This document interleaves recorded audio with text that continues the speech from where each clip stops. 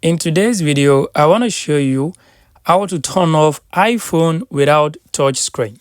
So this method I'm about to show you, I'm going to show you two methods to do this. These two methods will help you fix frozen screen if that is what you are experiencing. So the first method I want to show you to turn off your iPhone without touch screen is this. I want you to press the volume up and release. Just press the volume up and release. Then press the volume down and release also. Now press and hold the side button. So once you press and hold the side button, hold it, keep holding it until Apple logo appears. So once Apple logo appears, this will restart your iPhone, which will fix frozen screens. So that is the first method. The second method I'm going to show you is this. I want you to press and hold the side button plus volume up or volume down. I will take it again.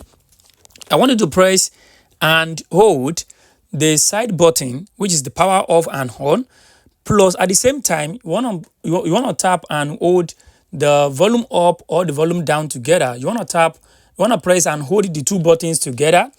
So you want to keep holding this button, two buttons, for about 10 to 20 seconds.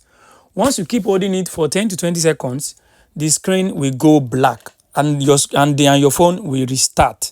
So this will also help you to fix frozen screen without even touching your screen. So guys, this is how you can actually turn off your screen or fix frozen screen without touching your screen. I hope this video helped you. Thanks for watching.